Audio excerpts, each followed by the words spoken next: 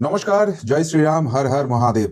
এই রাজ্যে ঐতিহাসিক পরিবর্তন অবশেষে হয়েছে এবং অনেক প্রত্যাশা নিয়ে ভারতীয় জনতা পার্টির যে সরকার হয়েছে সেখানে মুখ্যমন্ত্রী পদে শুভেন্দু অধিকারী শপথ নিয়েছেন। কিন্তু সেই শপথ নেওয়ার পর সত্যি সত্যি পশ্চিমবঙ্গবাসী যে স্বপ্নটা দেখছিল সেটা কি সফল হয়েছে? গত 9 দিনে এই সরকারটা ঠিক কেমন চলেছে সেইটা নিয়ে যখন আত্মবিশ্লেষণে বসেছি, সেটা নিয়ে যখন কাটাছেঁড়া করছি, একের পর এক ধামাকাদার পয়েন্ট কিন্তু উঠে আসছে। আর সেগুলোই এক এক এক এক করে আপনাদের সামনে রাখবো, আর আপনারা নিজেরাই বুঝতে পারবেন এই রাজ্যের ডাবল ইঞ্জিন সরকার হয়ে যাওয়ার পর ঠিক কতখানি ফায়দা এই রাজ্যের মানুষ পেতে চলেছেন। ডেফিনেটলি সেটা নিয়ে তো দীর্ঘ আলোচনা করব, কিন্তু আপনারা জানেন যে গত 1-1.5 মাসে আমার শিডিউল পুরো ঘেটে ঘ হয়ে গিয়েছিল। ধীরে ধীরে ধীরে ধীরে সেগুলো গোছাতে শুরু করেছি এবং আগামীকাল থেকে মোটামুটি সবগুলোই এবার শিডিউলে চলতে শুরু করবে। প্রিয়বন্ধু মিডিয়াতেও আপনারা নিয়মিত ভিডিও পাবেন। কিন্তু আজ থেকে যেটা শুরু করেছি, যেটা আমাদের সর্বভারতীয় দর্শকদেরও একটা প্রত্যাশা ছিল, যে হিন্দি চ্যানেলটা আবার নতুন করে রিভ্যাম্প করি এবং সেখানে নিয়মিত ভিডিও দিই। আজকে সেখানে কিন্তু আমরা আমাদের প্রথম ভিডিও দিয়েছি, তার লিঙ্ক আমাদের ডেসক্রিপশন বক্সে আছে। ডেফিনেটলি শুনবেন এবং জানাবেন কোথায় কোথায় সেখানে উন্নতি করার জায়গা আছে, কারণ আপনাদের ভালোবাসা, আপনাদের আশীর্বাদ না পেলে এই জায়গায় তো আসা কোনোদিনই সম্ভব ছিল না। সেটা থাকবে। এর পাশাপাশি যেটা চেষ্টা করছি, এবার প্রত্যেকদিন রাত্রেবেলায় 9:30টার সময় একটা লাইভ প্রোগ্রামে আসবো। সেটা খুব সম্ভবত আজকে করতে পারবো না, আজকে একটা গুরুত্বপূর্ণ মিটিং আছে আমার রাত্রের দিকে। কিন্তু আগামীকাল থেকে রাত্রি 9:30 থেকে লাইভে থাকবো প্রিয়বন্ধু মিডিয়াতে এবং আপনাদের সঙ্গে ডিরেক্টলি ইন্টারাক্ট করবো। সারাদিনে যা কিছু হচ্ছে সেই সমস্ত কিছু আপডেট নিয়ে আসার চেষ্টা করব এবং এর পাশাপাশি যেটা রেগুলার ভিডিও দেওয়া, সেটা প্রত্যেকদিন 2-3টে করে ভিডিও আপনাদের সামনে ডেফিনেটলি আনার চেষ্টা করব। যে এই রাজ্য সরকার এখনো অবধি ঠিক কোন কোন কোন কোন কাজগুলো করেছে, যেগুলো করেছে সেগুলো দিকে এক নজরে চোখ বোলালেই বোঝা যাবে। এই সরকার কিন্তু 3টে সেগমেন্টে কাজ করছে। এক, সিস্টেমের মধ্যে ঢুকে থাকা যেসব চটি চাটা দুষ্কৃতি আছে সেগুলোর ক্লিন আপ চলছে। 2, কোনো মতেই যে রাষ্ট্রবাদী ভাবনা ছিল, যে যে আদর্শ ছিল, সেটা থেকে বিচ্যুতি হবে না। এবং 3, যে ডেভেলপমেন্টের কথা বলা হয়েছে, যে ডেভেলপমেন্ট ডাবল ইঞ্জিন সরকার হলে পাওয়া যাবে, সেটাও যাতে এনশিওর হয় সেই জায়গাটাকেও তারা দেখছেন। দেখুন, প্রথমেই যে কাজটা কথা বলবো সেটা হচ্ছে যে কোনো চালু সরকারি প্রকল্প সেটা কিন্তু বন্ধ হচ্ছে না। মুখ্যমন্ত্রী দর্থহীন ভাষায় সেটা কিন্তু জানিয়ে দিয়েছেন। বারবারই তৃণমূল কংগ্রেস, বিশেষ করে মমতা ব্যানার্জি, অভিষেক ব্যানার্জিরা মিথ্যাচার করছিল যে এই রাজ্যে তৃণমূল যদি হেরে যায়, বিজেপি যদি ভুল করেও এই রাজ্যে ক্ষমতায় চলে আসে, তাহলে তারা নাকি সমস্ত প্রকল্প বন্ধ করে দেবে। না, সেরকম কোনো প্রকল্প, কোনো কিছু বন্ধ হচ্ছে না। কিন্তু এখানে একটা ড্রাস্টিক চেঞ্জ আসছে। কি ড্রাস্টিক চেঞ্জ আসছে? এই মমতা ব্যানার্জি আর অভিষেক ব্যানার্জিরা নিজেদের ভোট রাজনীতির জন্য, নিজেদের ভোট ব্যাংক বাড়ানোর জন্য বহু অবৈধ লোককে এই পশ্চিমবঙ্গে ঢুকিয়ে দিয়েছে এবং তাদের জন্য ওই সরকারি ভাতাগুলোর ব্যবস্থা করে দিয়েছে। সেগুলো কিন্তু রিভিউ হবে এবং চালু প্রকল্পে যারা প্রকৃত প্রাপক, যারা প্রকৃত ভারতীয়, তারাই একমাত্র সেই জায়গাটা পাবেন। কোনো নচ্ছার শুধুমাত্র তোলামূলকে সাপোর্ট করতো, তাদের ভোট ব্যাংকটাকে ঠিক করতো, তাদের হয়ে ভোট ম্যানেজ করতো না, তাদের জন্য কিন্তু এই প্রকল্প থাকবে না। বরং তাদেরকে এর কনসিকুয়েন্স ভোগ করতে হবে। এবং মাননীয় মন্ত্রী দিলীপ ঘোষ যেটা বলেছেন, যেমন আবাসের বাড়ির ক্ষেত্রে যাদের নিয়ম বহির্ভূতভাবে বাড়ি দেওয়া হয়েছে, তাদেরকে কিন্তু সেই আবাসের টাকা ফেরত দিতে হবে এবং সেটা সুদ সমেত এই সরকার কিন্তু সেটা দেখাবে। 2, আতশ কাচের নিচে খোদ মমতা বন্দ্যোপাধ্যায়ের ভূমিকা রয়েছে। 2021 সালে নন্দীগ্রামে লড়াই করতে গিয়ে যে পা ভাঙার কাণ্ডটা ঘটেছিল, সেটা আদতে ঘটেছিল নাকি সেটা নাটক ছিল, সেটা যেরকম তদন্ত করা হবে। আরজিকর কাণ্ডে মমতা বন্দ্যোপাধ্যায়ের ভূমিকাটা ঠিক কি ছিল, মমতা বন্দ্যোপাধ্যায় কতখানি জড়িত ছিল, সেইটা দেখা হবে। অর্থাৎ গত 15 বছর ধরে মমতা বন্দ্যোপাধ্যায়ের নেতৃত্বে যে দুর্নীতি হয়েছে, তার প্রত্যেকটা কিন্তু আতশ কাচের নিচে থাকবে এবং সেখানে যদি দোষী পাওয়া যায়, তাহলে তার যে কনসিকুয়েন্সেস, সেটা কিন্তু মমতা বন্দ্যোপাধ্যায়কে ভোগ করতে হবে। সেই ছবি কিন্তু প্রথম সপ্তাহেই স্পষ্ট করে দিয়েছে এই সরকার। 3, মুখ্যমন্ত্রী শুভেন্দু অধিকারী তিনি এবার জনতার দরবার চালু করছেন। আমরা দেখেছিলাম যে মমতা বন্দ্যোপাধ্যায় যখন মুখ্যমন্ত্রী ছিল, ধরাছোঁয়ার বাইরে চলে গেছেন, একদম রাজসুখ ভোগ করছেন। কিন্তু মুখ্যমন্ত্রীর কাজ কি সেটাই? যদি জনতা জনার্দনের মনের কথাটা, ব্যথাটা, দুঃখটা, যন্ত্রণাটা তিনি বুঝতে না পারেন, তিনি রাজ্যটা চালাবেন কি করে, রাজ্যের মানুষের ভালোটা করবেন কি করে? সেই জন্য তিনি সিদ্ধান্ত নিয়েছেন যে এবার থেকে সপ্তাহে তিনি 2 দিন 2 ঘন্টা করে জনতার দরবারে থাকবেন, মানুষের মনের কথাটা শুনবেন এবং সেই অনুযায়ী রাজ্য কিভাবে চালাতে হবে, রাজ্যে কি কি পরিবর্তন রয়েছেন, সেই সিদ্ধান্ত নেবেন। যুগান্তকারী সিদ্ধান্ত একটা এটা। 4 নম্বর, 7টি জাতীয় সড়ক সেগুলো কিন্তু কেন্দ্রকে হস্তান্তর করে দেওয়া হলো। অর্থাৎ গোটা ভারতবর্ষ যে এগোচ্ছে, যে নতুন একটা ভারতবর্ষ তৈরি হচ্ছে, সেখানে স্পিডের দরকার রয়েছে এবং সেই জন্য সড়ক পরিবহন এগুলোকে অত্যন্ত গুরুত্ব দিয়ে দেখছে কেন্দ্রের নরেন্দ্র মোদী সরকার। কিন্তু শুধুমাত্র কলতলা ঝগড়া করার জন্য বাংলা এবং বাঙালিকে ডুবিয়ে গেছে মমতা ব্যানার্জি, অভিষেক ব্যানার্জি। কিন্তু সেসব অতীত। এবার কিন্তু নতুন রাজ্য সরকার যেটা করতে চলেছে, যেখানে যেখানে কেন্দ্রের ডিমান্ড রয়েছে, সেগুলো কিন্তু কেন্দ্র সরকারের হাতে তুলে দেওয়া হবে। ফলে এগুলোর ডেভেলপমেন্ট, এগুলোর এক্সপেনশন, যেখানে যেখানে ওরালপুরের দরকার আছে, সেই সমস্ত কিছু হবে।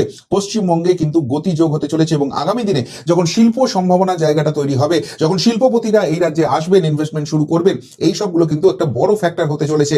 অর্থাৎ সত্যি ডাবল ইঞ্জিনের ফায়দা দেওয়ার জন্য পশ্চিমবঙ্গকে কিন্তু তার বেসটা তৈরি করার কাজ প্রথম সপ্তাহেই এই রাজ্য সরকার শুরু করে দিয়েছে। 5 নম্বর, যেটা খুব গুরুত্বপূর্ণ, 45 দিনের মধ্যে বিএসএফ কে জমি হস্তান্তর হস্তান্তর এই প্রক্রিয়া শুরু হয়ে গেছে। আজকে অনেকটা জমি দিয়ে দেওয়া হয়েছে এবং এই মমতা ব্যানার্জি, অভিষেক ব্যানার্জিরা শুধুমাত্র ওই রোহিঙ্গা বাংলাদেশিদের ঢুকিয়ে নিজেদের ভোট ব্যাংক বাড়ানোর জন্য যে বিস্তীর্ণ অঞ্চল কিছুতেই কাঁটা তারের বেড়া দিতে দেননি, সেই জায়গাটার এবার অবসান হচ্ছে এবং খুশি খুশি মনে মানুষ কিন্তু সেই জমিও দিচ্ছেন। কেন্দ্র সরকার অলরেডি টাকা পাঠিয়ে দিয়েছে, সেগুলোকে অকুপাই করা হচ্ছে, বিএসএফ এর হাতে তুলে দেওয়া হচ্ছে এবং মনে করা হচ্ছে যে আগামী মাস দুয়েকের মধ্যেই কিন্তু এই কাঁটা তারের সমস্যার সমাধান হয়ে যাবে। এই দেশে, এই রাজ্যে যে অবৈধ অনুপ্রবেশকারী আছে সেই সমস্যা তারও কিন্তু চিরতরে নিরসন হতে চলেছে। 6 নম্বর, চিংড়িঘাটায় মেট্রো ছুটবে।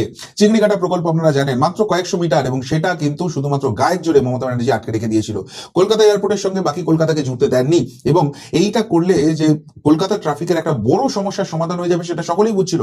মহামান্য হাইকোর্ট অব্দি আদেশ দিয়ে রেখেছিলেন, কিন্তু তা সত্ত্বেও মমতা ব্যানার্জি, বাংলা বিরোধী মহিলা, কিছুতেই এটা করতে দেয়নি। আর এই নতুন সরকার দায়িত্ব নিয়ে সেটা শুরু করেছে এবং যে টাইম লাইনটা ধরা হচ্ছিল তার থেকে অনেক বেশি তড়িৎ গতিতে কাজ হচ্ছে। ফলে চিংড়িঘাটা প্রকল্প যেটা এতদিনের জট ছিল সেটা নিরসন প্রথম সপ্তাহে কিন্তু হতে চলেছে, সেই জায়গাটা স্পষ্ট হয়ে যাচ্ছে।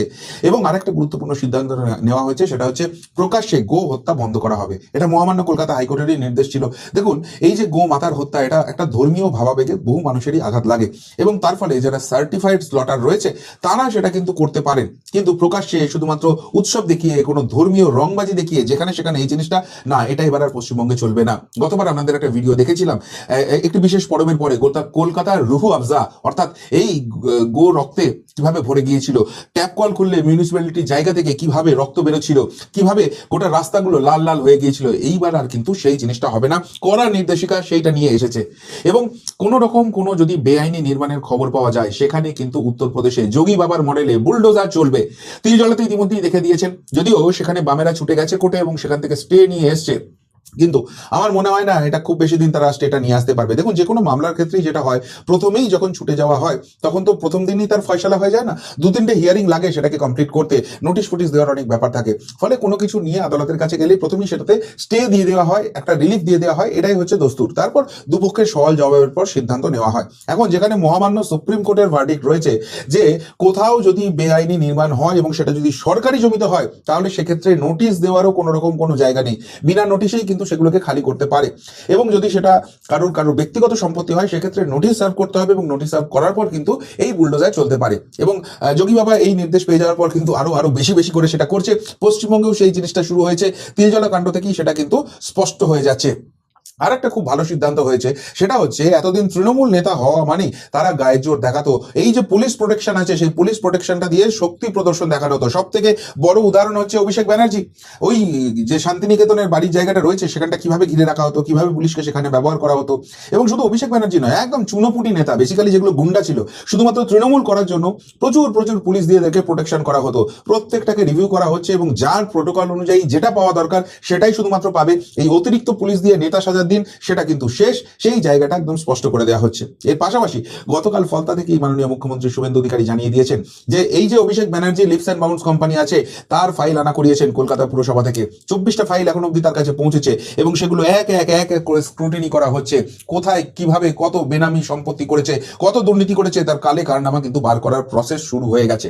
11 নম্বর, বেআইনি টোল রাজ্যের বিভিন্ন প্রান্তে এই তৃণমূলী হারমাতগুলো তাদেরকে দিয়ে মমতা ব্যানার্জি, অভিষেক ব্যানার্জিরা চালাতো। সব এরা বলতো এরা কি 25-75 ভাগ আছে। এরা টোল থেকে যে টাকাটা মানুষের পকেট থেকে লুট করতো, তার 25% নিজের পকেটে রেখে 75% একদম উপর মহল অব্দি পাঠিয়ে দিত। এরকম কোনো টোল চলবে না। যারা এখনো জোর করে চালাচ্ছেন, রিপোর্ট করুন পুলিশে। প্রশাসন জাগ্রত আছে, তাদের প্রত্যেককে জেলে যেতে হবে, নিশ্চিন্ত থাকুন। এই রাজ্যে যে সরকারি চাকরি, সেই জায়গাটা মানুষ ভুলে যেতে বসেছিল, সেই প্রসেস কিন্তু প্রথমেই শুরু হয়ে গেল। WBCS পরীক্ষা যেটা বন্ধ হয়ে গিয়েছিল সেটা আবারও চালু করার জায়গা শুরু হয়ে গেছে। এবার থেকে স্কুলে স্কুলে বন্দে মাতারম, স্কুলে মানে সরকারি অনুদানপ্রাপ্ত স্কুল এবং মাদ্রাসা, প্রত্যেক জায়গায় কিন্তু বন্দে মাতারম গাইতে হবে। আমাদের যে দেশাত্মবোধ সেটাকে সবার মধ্যে সঞ্চারিত করতে হবে। কোনো বিশেষ জায়গা থেকে এটাকে বন্ধ করে রাখা হবে এবং শব্দবন্ধ চেঞ্জ করে দেওয়া হবে না, সেই জিনিস হবে না। প্রত্যেকে আমরা আগে এই দেশের নাগরিক, দেশ আছে বলে আমরা আছি, সুতরাং রাজ্য সরকার সিদ্ধান্ত নিয়ে নিল প্রত্যেক স্কুলে কিন্তু এবার থেকে বন্দে মাতারম গাইতে হবে। এর পাশাপাশি ধর্মীয় স্থানে যে মাইকের ব্যবহার, সকাল সন্ধে কান ঝালাফালা হয়ে যায়, বহু হার্টের পেশেন্ট আছেন তাদের কষ্ট হয়, বহু বৃদ্ধ মানুষ, শিশুরা রয়েছেন তাদের অসুবিধা হয়, যারা পরীক্ষার্থী রয়েছেন, ছাত্রছাত্রী রয়েছেন তাদের অসুবিধা হয়। এবার কিন্তু সেই জিনিস চলবে না। মহামান্য কোর্টের নির্দেশ অনুযায়ী যে শব্দসীমা আছে সেই শব্দসীমার মধ্যেই সেগুলোকে ব্যবহার করতে হবে। এর সঙ্গে ধর্মের কোনো ব্যাপার নেই, প্রত্যেক ধর্মের জন্যই এটা প্রযোজ্য। সুতরাং ওই মাইক বাজিয়ে নিজেদের গায়ের জোর দেখাবো সেই দিনও পশ্চিমবঙ্গে কিন্তু শেষ হয়ে গেল।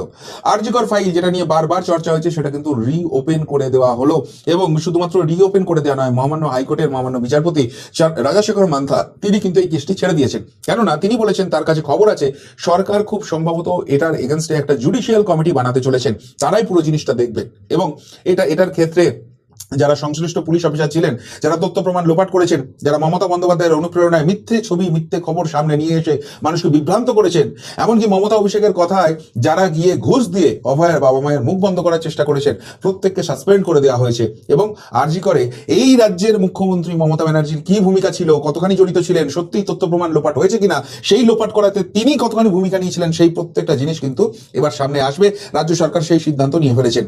ভোট পরবর্তী হিংসা 2021-এর পর সকলেই সন্ত্রস্ত হয়েছিলেন, হার হিম করা সন্ত্রাস করেছিল এই তৃণমূলের হারমাদরা। প্রত্যেকটা কেস রিওপেন হবে, শুধু রিওপেন হবে না, যারা যারা এতদিন তৃণমূলের ভয়ের চোটে এখানে মামলা করতে পারেননি, পুলিশকে ইনস্ট্রাকশন দেওয়া আছে প্রত্যেকের এফআইআরটাকে অ্যাকসেপ্ট করতে হবে এবং সেই অনুযায়ী তদন্ত করে দোষীদের শাস্তির ব্যবস্থা সুনিশ্চিত করতে হবে। বিধানসভায় এতদিন কোনো রকম লাইভ স্ট্রিমিং হতো না, কেন লাইভ স্ট্রিমিং করবে? কেন ওই বিধানসভায় দাঁড়িয়ে মহাকুম্ভকে মৃত্যুকুম্ভ বলে অপমান করবে, সেটা মানুষ দেখলে তো খুব খারাপ হয়ে যাবে। ওই বিধানসভায় দাঁড়িয়ে যেসব গুন্ডাগুলোকে এরা এমএলএ বানিয়েছিল তারা বিরতিতে ধরে মারধর করবে, সেই জায়গাটা মানুষ দেখে ফেলবে, অসুবিধা হয়ে যাবে, ফলে লাইভ স্ট্রিমিং হতো না। বিরোধীরা যখন তাদের এলাকার উন্নয়নের জন্য চাইছে সরকারের কাছে, তাদেরকে বলতে দেওয়া হচ্ছে না, তাদের মাইক বন্ধ করে দেওয়া হচ্ছে, সেই জায়গাটা মানুষের কাছে চলে আসবে, সেগুলোকে বন্ধ করতে হবে। সুতরাং সেই জন্য এতদিন লাইভ স্ট্রিমিং চলতো না, কিন্তু এবার থেকে আর সেটি হইব না।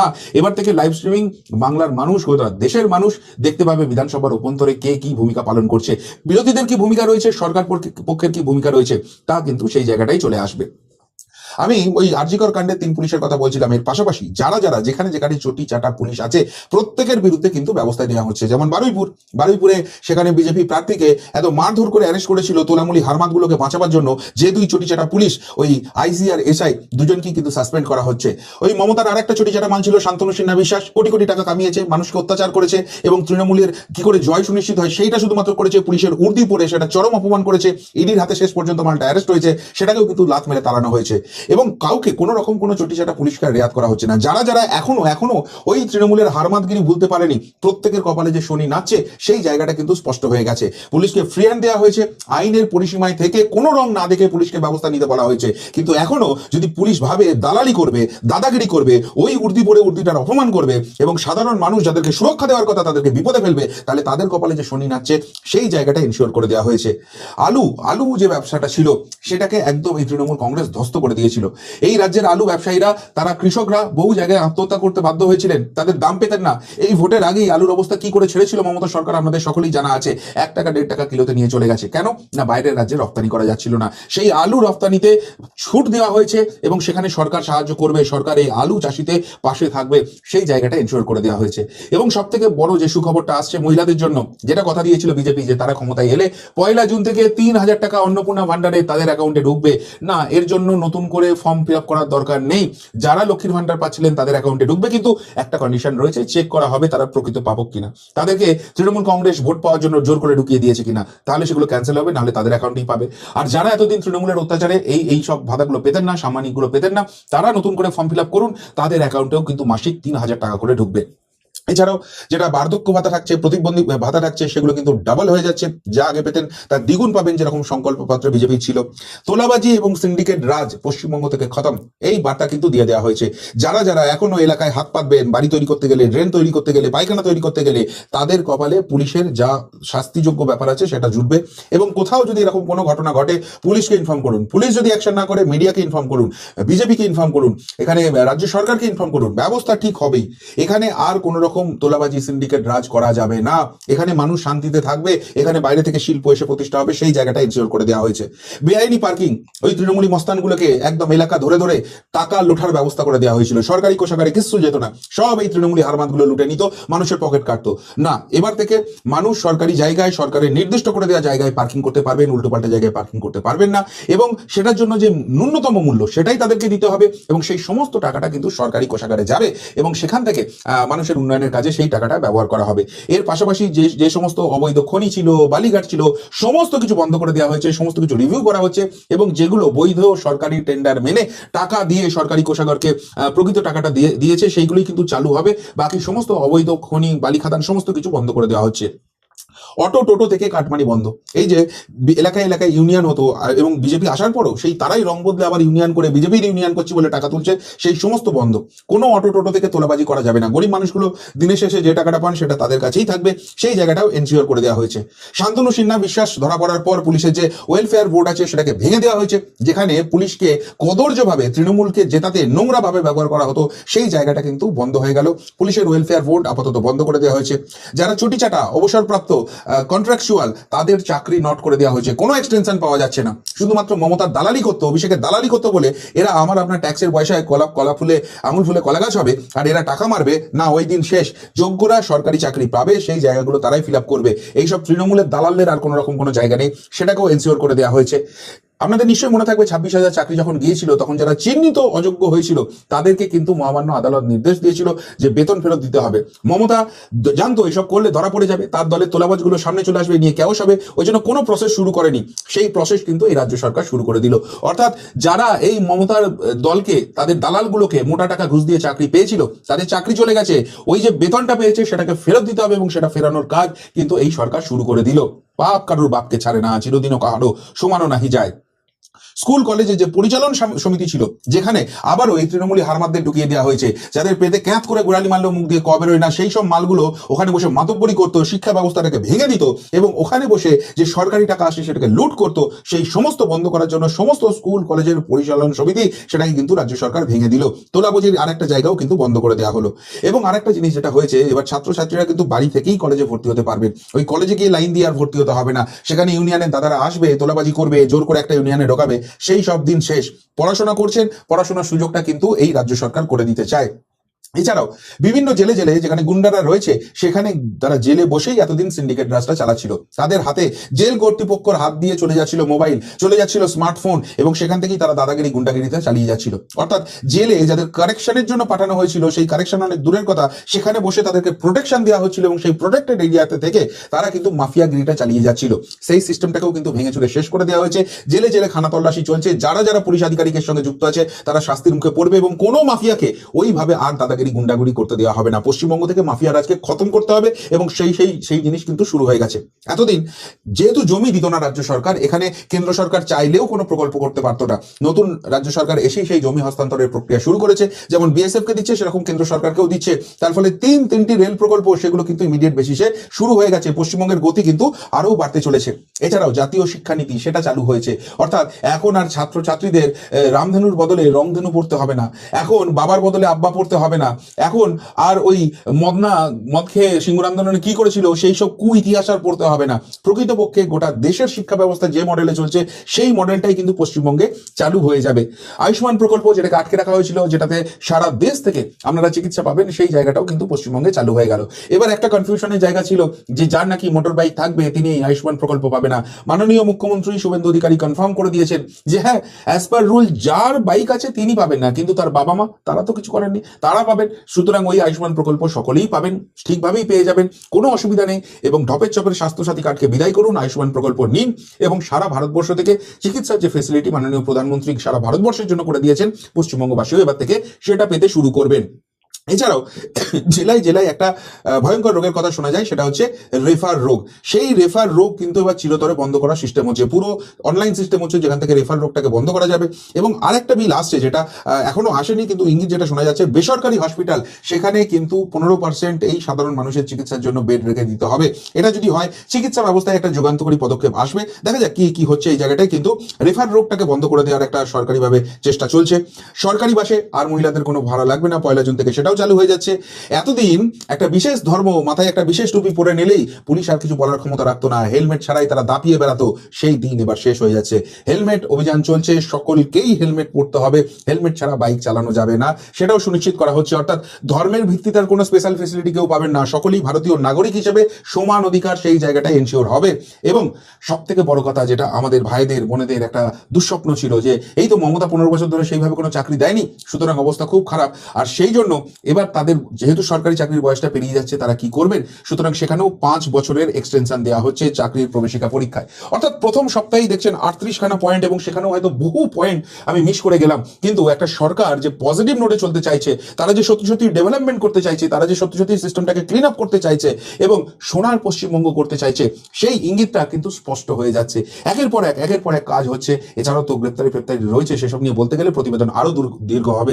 কিন্তু সব মিলিয়ে যে প্রত্যাশা নিয়ে মাননীয় মুখ্যমন্ত্রী শুভেন্দু অধিকারীকে মানুষ তাকিয়েছিল তার দিকে, সেই প্রত্যাশা কিন্তু প্রথম সপ্তাহে তিনি অনেকটাই পূরণ করেছেন, এবং বাকিটাও যে হবে সেটাও কিন্তু কার্যত তিনি এনশিওর করে দিচ্ছেন, ইঙ্গিতটাকে স্পষ্ট করে দিচ্ছেন। কি বলবেন? ভারতীয় জনতা পার্টির যে সরকার তৈরি হয়েছে শুভেন্দু অধিকারীর নেতৃত্বে, যে সরকারটা চলছে, সেই সরকারের প্রথম সপ্তাহের পারফরমেন্স আপনার চোখে কিরকম লাগছে? উত্তরটা অবশ্যই কমেন্ট বক্সে কমেন্ট করে জানাবেন। এমনকার মতো এখানেই শেষ করলাম। বেরোতে আসছি নতুন প্রতিবেদন নিয়ে খুব তাড়াতাড়ি। ভালো থাকবেন, সাথে থাকবেন, পাশে থাকবেন। নমস্কার।